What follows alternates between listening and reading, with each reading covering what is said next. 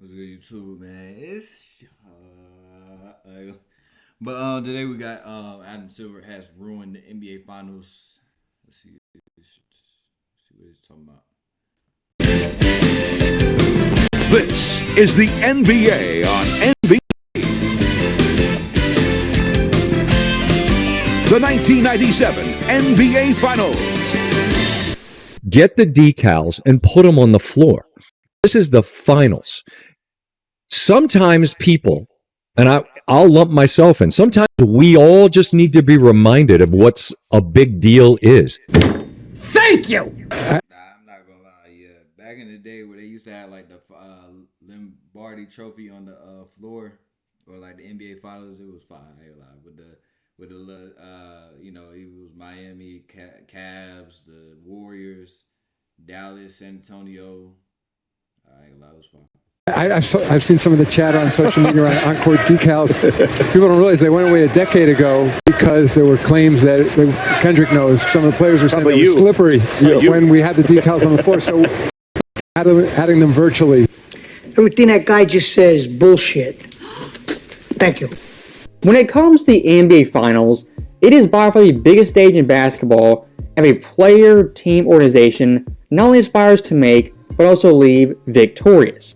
And looking through NBA history, it's where superstars' legacies are built, Hall of Fame careers are cemented, and reputation can definitely be ruined by one lackluster moment. Scores time, 9 seconds left. Back in the day, 2013, 2014, 2015, finals were actually decent to watch. But I mean, over the past few years, it's cool. It's not like what it was back then, 2013, 2014. Oh, missed the ball. I said a mailman doesn't deliver on a Sunday. Now, looking at this year's NBA Finals, it's a very compelling matchup that's eerily similar to David versus Goliath. As when it comes to the Indiana Pacers, nobody thought this team would come out of the East with Boston, New York, as well as Cleveland in their way. For the Thunder, the exact opposite. 68 wins on the season, the prohibitive favorites to win the West, and this year's Finals, the heavy favorite. But here's the big time problem. In this year's NBA Finals, what it hasn't felt like is the NBA Finals. And the question you have to ask is, why is that? I know the answer to this question. Raise your hand. Anybody? Anyone? This year's NBA Finals not feeling like the Finals is a very bizarre feeling a lot of fans can definitely pick up on. And the thing is, it's not the players, the coaches, anybody on the court playing their fault. Sometimes it is, in this case, it isn't. Game 1 in Oklahoma City was an all-time great game with an iconic finish. But the reason a lot of fans weren't watching this game was one, because the NBA media didn't promote it, and two, because Adam Silver's era of basketball doesn't make the NBA Finals a meaningful stage and different from the conference finals, the second round, or even the NBA regular season. As watching game They got these little virtual icons as the finals, that don't. I don't know. It's just, I don't know. It to me, the finals is it's cool. It's regular, it's a regular game, but one Oklahoma City, what it felt like was a random ESPN game on a Tuesday in mid-November. That's right, it sucks. And let's start with the very basics, the court of the finals. When I was growing up, a big-time aspect of the finals that made it so special was the on-court designs at mid-court as well as a short corner. Plenty of help throughout the postseason as we're set to go. All the butterflies. Yes! That's awesome! In the postseason. And again, his perimeter shooting so huge for this club. Wade with the drive. Things that are singular, things that are this important, remind people they're important. The Super Bowl field would never look like any other field because it's Super Bowl. right. The finals are the finals. How complicated could it be? Watching Game 1 of the '06 Finals was a thrilling experience even 20 years later, as heading into this game what it felt like was an actual finals game with huge stakes. And looking at the physical basketball court, it tells the exact same story. This game is different, it's the finals. These games matter the most of the entire NBA season. The presentation of that year's finals was off the charts. This year's finals was dull, lackluster, and just very meh. In Adam Silver's NBA, those little fine details that make basketball so special have been washed away. You ruined it. You ruined it, and I'm leaving. In a lot of ways, era NBA basketball is very corporate, uptight, and definitely minimalist. And fans like myself complaining about this year in year out, after Game 1 our voices were finally heard, as ESPN ABC What They Did was not add an actual on-court logo, which takes time, money, and resources. What they did was the cheapest option, some little digital logo that appeared disappeared on the Castor Oil ad over every quarter. Just when you walk on the floor for Game 1. Oh, this is exciting. This is what every player... And I've got to say, in all honesty, it's the biggest piece of dog shit.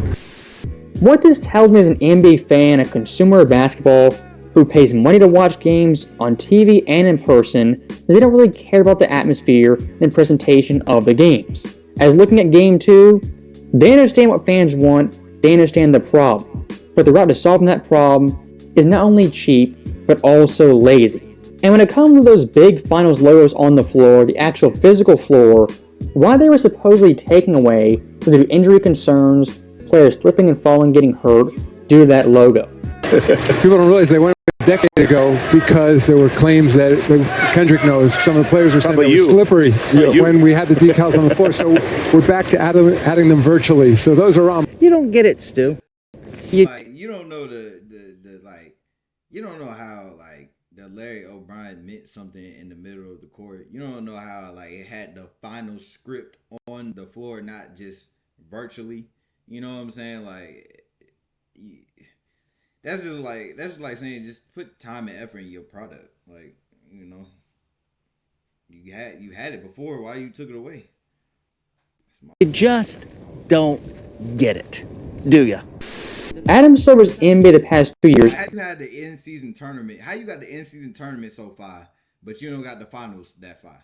That's backwards to me. Hey, how you got the in-season tournament? You got all the logo and the championship, whatever you get after you win it. The courts look so fire, but the NBA finals don't look fire. On the actual physical courts, what have they done for the first quarter of the season? Those ugly in-season tournament courts that are bright yellow, red, orange, that are appalling, disgusting to every viewer. At the middle of that court, what do they have on every single one? That in-season tournament trophy nobody cares about. You are going to get the vibe. The fans are going to know. The teams are going to know. There is so much that the NBA is putting towards this in-season tournament. This is the new big thing. He's lying. So that right there in Adam Silver's NBA, you can have logos of the in-season tournament, turn the courts pink, orange, purple, whatever you want to do. But if the NBA Finals having a logo, guys might get injured, hurt. We can't do that. Adam Silver's NBA is full of so much crap, and treating that bogus tournament more care, more attention than the actual NBA Finals is the root of the problem. If you want fans to invest in the NBA Finals and OKC-Indiana matchup, what you have to do first and foremost is invest in them yourself.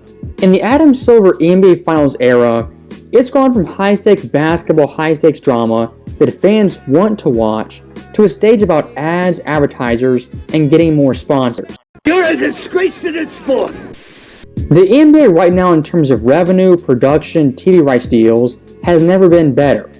But if you look at the on-court part of the presentation, it's never been worse. And looking past the actual physical court, look at things like logos as well as jerseys.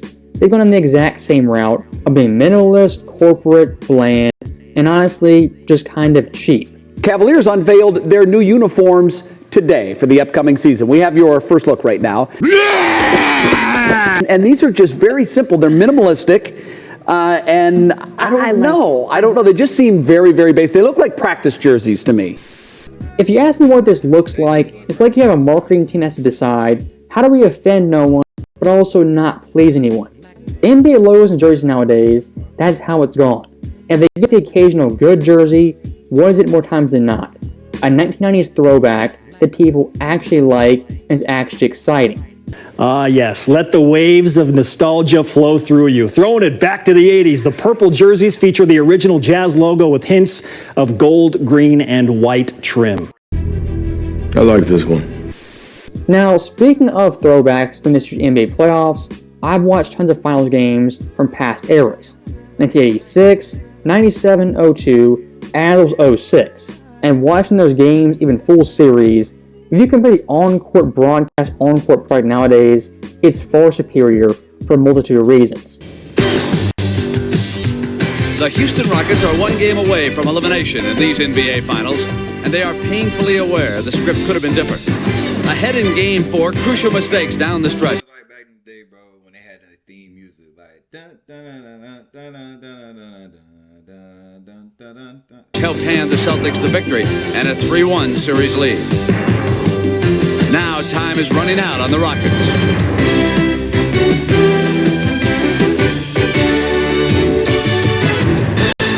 The Boston Celtics are closing in on yet another NBA title, but it's been established that their opponents from Houston are not about to roll over and play dead. The young Rockets have battled the entire season long, but in Game 4, the Celtics experience took control. Robert Parrish got physical. Dennis Johnson got red hot. And when the game was on the line, who else but Larry Bird made the shot that moved Boston within one game of championship banner number 16. Are you crying? What's that? Are you crying? Am I crying? No, I'm not crying. You're crying.